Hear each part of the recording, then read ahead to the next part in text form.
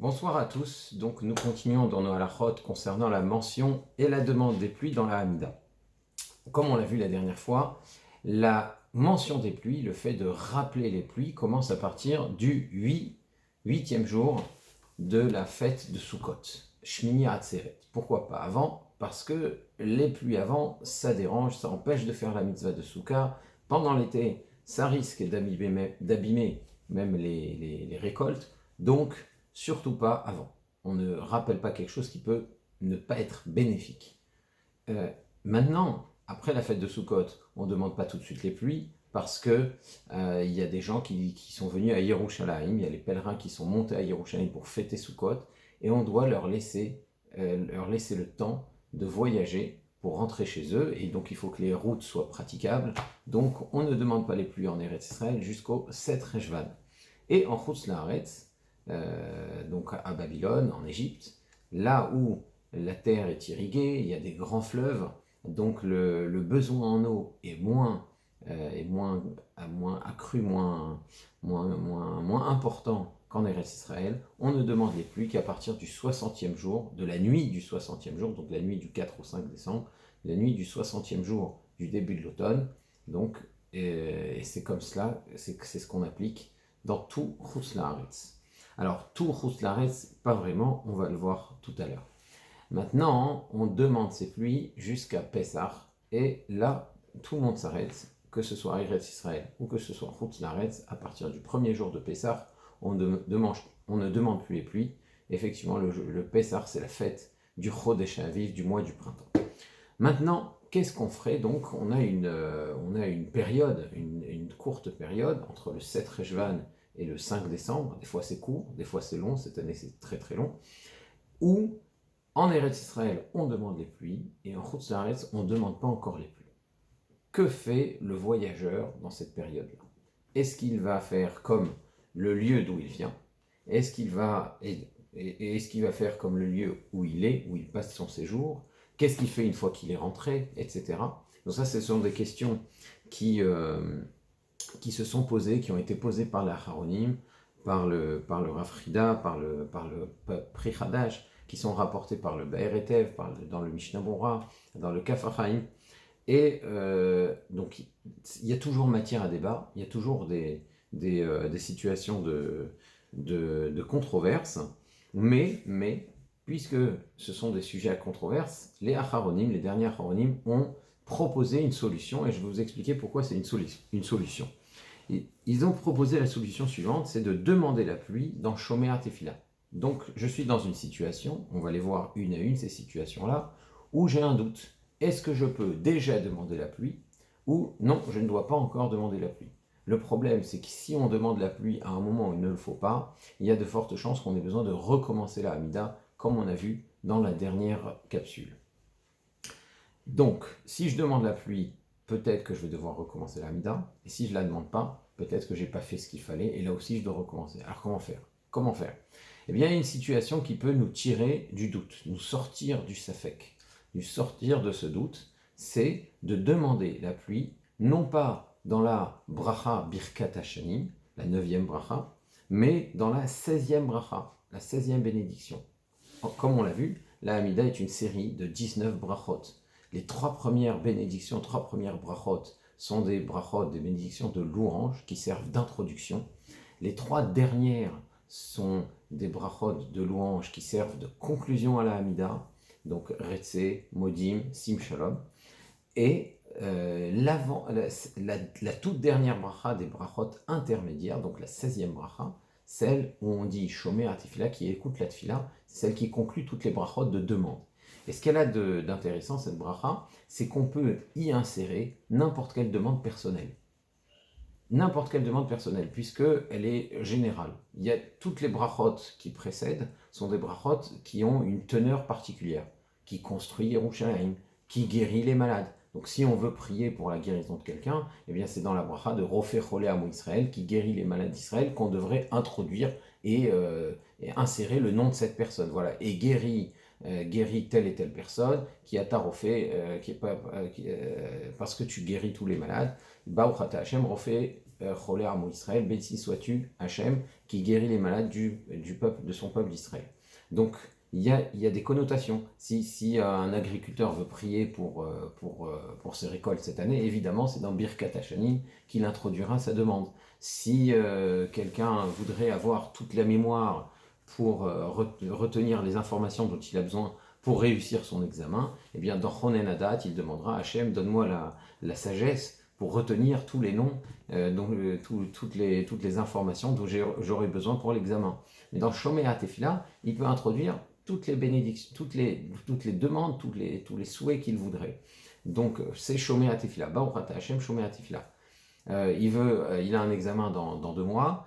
Hachem, donne-moi la réussite de cet examen qui attache Shomea Tefila de Kolpé parce que tu entends la Tefila de toute bouche. Baruch Ata Hachem, béni sois-tu Hachem, Shomea Tefila qui écoute la Tefila. Donc, on peut mettre n'importe quelle demande dans cette bracha. Alors, ça ne veut pas dire qu'il ne faut pas réviser, hein, bien entendu. Mais en plus de l'effort naturel, on a la mitzvah de prier. Et ces demandes-là, ces demandes qui ne paraissent pas pouvoir rentrer dans les autres brachot, eh bien on peut les insérer dans Shomea Tefila. Alors on peut dire, est-ce que j'ai le droit, est-ce que c'est bien? Non seulement on a le droit, c'est même bien parce que ça personnalise la Tefila, ça lui donne un cachet unique, et on peut le faire en français. On a le droit de le faire en français. Il y en a qui préfèrent insérer les demandes à la fin de la Hamida, après le Iyul et Ratzon, une fois qu'on a terminé les brachot, mais d'après la stricte halakha, on peut parfaitement insérer des demandes personnelles dans la bracha de Shomea Tefila. Donc la bracha de Shomea Tefila, c'est celle où on insère les demandes personnelles. Donc il est dans une situation un peu particulière, il est dans un endroit où il ne sait pas s'il doit demander la pluie ou pas, eh bien il peut dans Shomea Tefila dire « Vetel talou matar livra » et donne la rosée et la pluie pour la bracha, qui attache Shomea Tefila de Kolpé, parce que tu entends la tefila de toute personne, Baruch Ata Hachem Shomea Tefila, béni sois-tu Hachem qui écoute la tefila. Alors pourquoi demander la pluie à cet endroit-là, ça ne pose aucun problème. Il la demande il la formule comme une demande personnelle. Je ne sais pas si il doit insérer la pluie dans la Birkat Hashanim, il ne sait pas s'il ne faut pas, mais en tout cas, en tant que demande personnelle, ça ne pose pas de problème. Pourquoi? D'une part, de 2 choses l'une, s'il doit demander la pluie, s'il doit dire Barech Alenu Veten Talon Matar Levacha dans Birkat Hashanim, ça peut lui servir de rattrapage. Donc il n'a pas demandé dans Birkat Hashanim, dans la bracha des années, alors qu'il aurait dû le faire. Eh bien, le fait de demander la pluie dans Shomea Tefila, c'est une forme de rattrapage. Ça rend valable, la Tefila reste valable, sa Amida reste valable. Il n'a pas besoin de recommencer. Et si jamais il ne devait pas demander la pluie, eh bien, il ne l'a pas fait. Il n'a pas dit « Veten talon matar levacha » dans la Birkat Hashanim, mais il l'a demandé comme un souhait personnel. Or, un souhait personnel, on peut mettre n'importe quel souhait personnel dans Shomea Tefila, et ça n'oblige pas à recommencer la Tefila. Donc, de 2 choses une. Soit il devait le faire et il l'a fait, soit il ne devait pas le faire, mais là c'est une demande personnelle, donc c'est pas grave.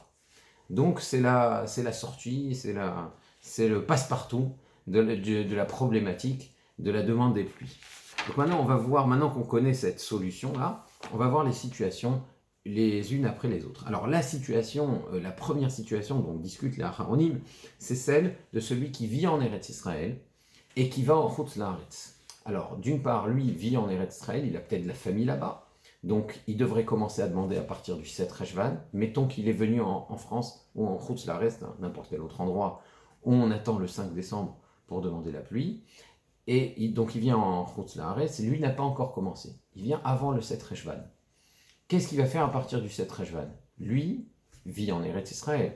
Il n'est là que de passage. Sa famille vit en Eretz Israël éventuellement. Il a un intérêt à ce qu'il pleuve là-bas. Oui, mais ici, à l'endroit où il est maintenant, en Chutz La'aretz, on ne demande pas encore les pluies. Il va falloir attendre le 5 décembre. Alors qu'est-ce qu'il fait?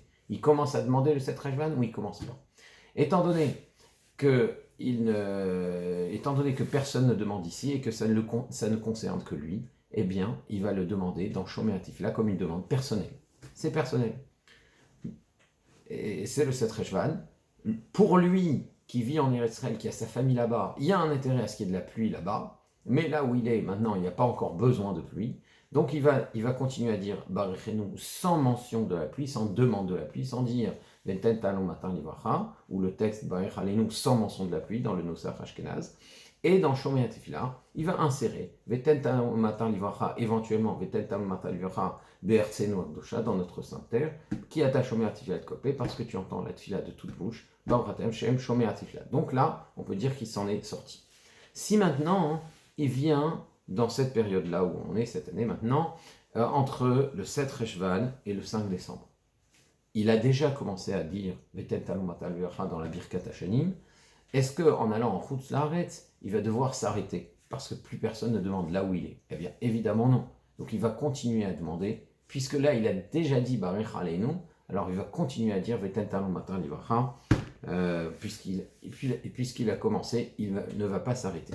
Ce qu'il est important de préciser, c'est que tout cela, c'est seulement dans sa tfila personnelle, dans sa Hamida qu'il dit à voix basse. Si en revanche, il est désigné comme Chazan, comme Shaliach Tzibour, à ce moment-là, lors de la répétition, il va devoir répéter la Hamida comme le Tzibour qui est là, et donc sans mention de Veten Talmud Matin Livracha.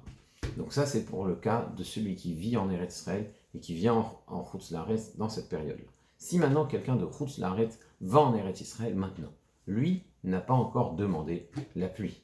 Il devait attendre le 5 décembre. Et il atterrit à Tel Aviv et il va à l'endroit où il doit être en Eretz Israël. Il commence sa première tfila. Tout le monde demande la pluie. Que fait-il? Est-ce qu'il dit Barich Aleinu comme tout le monde là-bas, ou est-ce qu'il dit Barichenu comme il le fait en Eretz Israël? Eh bien, là aussi, il y a un débat entre les Acharonim, mais étant donné qu'Eretz Israël concerne un petit peu tout le monde, alors on peut dire qu'il vaudrait mieux qu'il fasse comme ceux qui vivent en Eretz Israël et qui demandent la pluie avec tout le monde. Parce que le sort d'Eretz Israël nous concerne un peu tous, donc on va suivre à ce moment-là les poskim qui encouragent à demander la pluie avec tout le monde. Alors maintenant, il a commencé à demander les pluies comme là où il est. Donc comme ce que recommande le Rav Frida notamment, le Rav Chaim Yosef David Azoulay, et pas comme d'autres Acharonim. Il a commencé à demander les pluies, et il rentre chez lui. S'il rentre chez lui après le 5 décembre, il n'y a aucun problème, aucune question ne se pose, puisque quand il rentre chez lui, tout le monde demande déjà la pluie. Lui, il a demandé un peu plus tôt, le jour où il a atterri en Eretz Israël, ou le 7 Reshvan, s'il a voyagé plus tôt, et il est rentré après le 5 décembre. Ça ne pose pas de problème. Mais s'il rentre plus tôt maintenant, donc il a demandé les pluies avec tout le monde en Eretz Israël, il a commencé à dire Veten Talmud Matin Livracha dans la Birkat Hashanim, et maintenant il retourne chez lui. Y a-t-il maintenant un sens à ce qu'il continue à demander la pluie? Après tout, là où il est, personne ne demande la pluie. Lui, il n'a pas un intérêt personnel puisque c'est là où il vit, il vit pas en Eretz Israël. Est-ce qu'il va continuer à demander les pluies? Eh bien, mais d'un autre côté, il y a un autre problème, c'est que tu avances dans la saison des pluies et ça ne paraît pas logique que tu aies commencé à demander les pluies et que tout d'un coup tu t'arrêtes et après le 5 décembre tu recommences. C'est pas logique non plus. Donc qu'est-ce qu'on dit? Eh bien, on va utiliser notre fameuse porte de sortie et il va continuer en Chutz Laaretz à demander les pluies, mais pas dans la Birkat Hashanim, pas dans la bracha des années, dans la 16e bracha, la bracha de Shomea Tefila. Voilà donc pour les personnes qui voyagent d'un endroit à l'autre pendant cette période-là. Donc, on ne peut pas demander les pluies en dehors de la saison hivernale. Passé Pessah, c'est terminé. Plus personne ne demande les pluies. Et c'est même parfois une très mauvaise chose. On a dit que quand on mentionne les pluies dans cette période-là, à partir de Pessah, ça devient éliminatoire, on doit recommencer la Hamida. Il y a même une histoire assez impressionnante dans Ta'anit d'Afraf Dalet, où la reine mère de Perse, qui était la mère du roi Shavour Malka, avait dit à son fils, tu sais, n'essaye pas trop de faire de problèmes aux Juifs, parce que tout ce qu'ils demandent, ils l'obtiennent. Et Shavour Malka était un peu étonné de ce que sa mère avait dit. Elle lui demande pourquoi tu dis qu'ils obtiennent tout ce qu'ils demandent. Et alors la mère de Shavour Malka, qui s'appelait d'ailleurs Ifra Hormiz. Ifra Hormiz, ça veut dire la beauté des diables. Bon, c'était le nom de la reine-mère en Perse. Elle dit à son fils, ben voilà, ils demandent les pluies, et ils obtiennent les pluies. Bon, son fils n'est pas très impressionné, il lui dit, bah, tu sais que tu demandes les pluies en hiver, tu demandes les pluies en automne. Bon, il n'y a pas de quoi être vraiment impressionné par le fait que les pluies tombent en leur saison. Alors la reine mère lui dit, mais c'est grâce à leur prière que la pluie vient en hiver, ne crois pas.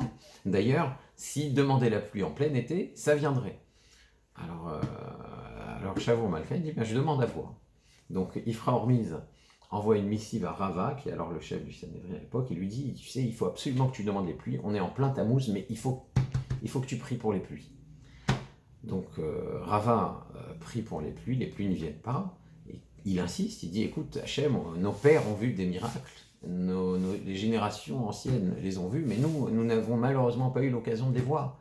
Et le simple fait de le dire comme ça, comme une sorte de plainte, ça a fait, sa prière a été entendue, et des pluies très abondantes sont tombées. On dit que des rigoles sont tombées de Néardéa et jusqu'au fleuve de Tigre. Donc c'était quelque chose d'impressionnant. On dit que ça a beaucoup énervé les cieux à ce moment-là, et le père de Rava lui est apparu en rêve.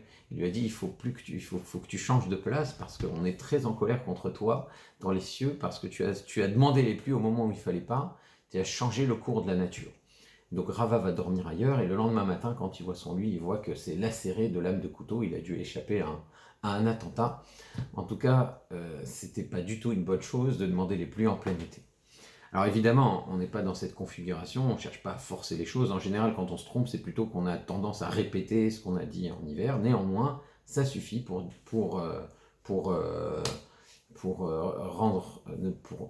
enlever la validité, pour retirer la validité à la Hamida et nous obliger à recommencer. Donc si on a dit Mashiva Ruach Morid Geshem, ou si on a dit Barech Alenu Veten Talon Matan Livracha à partir de Pessah, à partir du premier jour de Pessah, eh bien là on doit recommencer la Hamida. Alors maintenant, ça c'est ce qui se passe dans l'hémisphère nord. Ça c'est ce qui se passe en Israël, en Babylonie, en Égypte, et dans tout l'hémisphère nord où on fait comme en Babylonie et en Égypte. Qu'est-ce qu'on ferait dans l'hémisphère sud? Est-ce que dans l'hémisphère sud, on aurait le droit de demander les pluies de Pessah à Sukkot, entre Pessah et Sukkot? Et qu'est-ce qu'on fait entre Sukkot et Pessah, qui est l'hiver pour la majorité de l'humanité dans l'hémisphère nord, mais c'est l'été là-bas? Alors, c'est une grande question. Il y a un indice qu'on peut déjà tirer de la Gemara, c'est le statut de la ville de Nineveh. Alors la ville de Nineveh, ils sont partis demander à un Rabbi Yehuda Nassi, le fameux rédacteur de la Mishnah. Donc c'est à la fin du premier chapitre de Masechet Ta'anit. Ils sont partis demander à Rabbi, qu'est-ce qu'on fait nous à Nineveh? On a besoin de pluie toute l'année, même en Tammuz. Est-ce qu'on continue à dire Veten Talon Matan Livracha dans la bracha des années, tout comme un pays qui a besoin de plus de pluie, de la même manière qu'Eretz Israël demande les pluies plus tôt que Babylone? Ou bien, non, on est comme des particuliers, nous sommes comme des particuliers, et donc la demande doit être formulée comme celle d'un particulier dans Shomea Tefila, c'est-à-dire plus personne n'a besoin de pluie, c'est plus la saison, mais nous à Nineveh, on a besoin de pluie, donc Veten Talon Matan Livracha sur la ville de Nineveh, donne la pluie pour la bracha sur la ville de Nineveh, qui attache Omer Tefila de Kopé, parce que tu entends la tefila de toute créature, de toute bouche, et donc de nous aussi, habitants de Nineveh, donne-nous la pluie. Donc est-ce qu'on va demander comme un tzibour, comme quelqu'un, comme une contrée qui dit Veten Talon Matan Livracha Barech Aleinu, comme c'est le cas en hiver, ou bien non, on est une ville, on est un cas particulier qui a besoin de pluie maintenant. Et ce que Rabbi leur répond, c'est que vous n'êtes qu'une ville, et que par conséquent, vous demandez votre pluie comme des particuliers dans la bracha de Shomer Tefila. Bien, donc c'est ce qui a été tranché, et s'il y a une ville où on a besoin de pluie, même en été, eh bien ils le disent dans Shomer Tefila. Qu'est-ce qui se passe quand ce sont des pays entiers? Des pays entiers qui ont besoin de pluie après Pessah. Le Roche, Rabbeinu Asher Bar Yechiel, qui avait vécu en Allemagne et qui est parti vivre en Espagne, on en avait parlé dans notre cours sur les Slichot, il disait que oui, ce que Rabbi avait tranché, c'est pour Nineveh parce que ça n'est qu'une ville. Mais quand c'est un pays entier, comme l'Allemagne, on a besoin de pluie au printemps, eh bien on devrait continuer à dire Barech Aleinu, même après Pessah. C'est ce que tranche le Roche, mais le Shulchan Aruch tranche comme les autres décisionnaires qui pensent qu'on ne doit pas déroger au texte que les Chachamim ont fixé. Et si les Chachamim ont fixé qu'à Pessah on arrête de demander la pluie, eh bien on arrête de demander la pluie. Si jamais dans une ville d'Allemagne on a besoin de pluie au printemps, eh bien on devrait dire Veten Talon Matan Livracha dans Shomer Tefila, comme à Nineveh. Et non seulement cela, d'après le Shulchan Aruch, même dans cette contrée, si on a dit Veten Talon Matan Livracha dans la Birkat Hashanim, dans la bracha des années, comme le préconise le Roche, on devrait recommencer la Hamida. Ça c'est ce que dit le Shulchan Aruch, le Rav Yosef Karo le Mechaber, il dit on doit recommencer. Maintenant, comme le Roche dit que non, c'est bien, c'est comme ça qu'il faut faire, on devrait rajouter ce qu'on appelle un Tnaï de Nedavar, comme on a vu dans la dernière vidéo, c'est-à-dire si je suis obligé de recommencer, eh bien, voilà, c'est une tfila obligatoire, sinon, c'est une tfila cadeau. Donc, mais pour Rav Yosef Karo, en réalité, c'est pas une tfila cadeau. D'après le Rama, il n'est même pas nécessaire de recommencer. Mais c'est l'avis du Rama. Tout ça, c'est encore dans l'hémisphère nord. On parle de pays entiers qui ont besoin de pluie après Pessah. Mais ils vont demander la pluie tout l'hiver. Ils ont juste besoin de pluie, ils ont besoin d'un peu plus de pluie, d'une extension du temps de pluie. Mais quand on est dans l'hémisphère sud, où c'est tout l'inverse, quand on est en Australie, où je demande la pluie en hiver, mais mon hiver, c'est entre Pessah et Sukkot. Mon hiver, c'est au mois de juillet, juin, juillet. Et mon été, c'est entre Sukkot et Pessah. C'est là que je vais arrêter de demander la pluie. Donc, est-ce qu'on peut dire, si je fais tout l'inverse de l'hémisphère nord dans l'hémisphère sud, si je fais en Australie, Barech Aleinu, entre Pessah et Sukkot, et Barechenu, entre Sukkot et Pessah, donc, ça veut dire, j'inverse exactement le texte qu'on a, le texte qui est fixé dans l'hémisphère nord, est-ce que je vais à l'encontre de ce que les Chachamim, les sages ont fixé? Non, non, je ne vais pas à l'encontre de ce que les Chachamim ont fixé. Les Chachamim ont fixé, les sages ont fixé, de demander les pluies en hiver, dans la période hivernale, c'est exactement ce que je fais, donc à partir de Pessah, je demande les pluies, et j'arrête de demander les pluies en été, donc à partir de Sukkot, j'arrête de demander les pluies. Donc je dis, Mashiva Ruach Morid Geshem Barich Aleinu, à partir de Pessah, et je m'arrête à Shmini Atzeret. Donc exactement l'inverse de ce qu'on fait en Eretz Israël et dans l'hémisphère nord. A priori, c'est logique. Là, non seulement il s'agit d'une contrée entière, mais en plus, il s'agit de la saison fixée par les Chachamim. Donc ça paraît extrêmement logique de faire exactement l'inverse. Pourtant, c'est pas ce qui se fait. C'est pas ce qui se fait.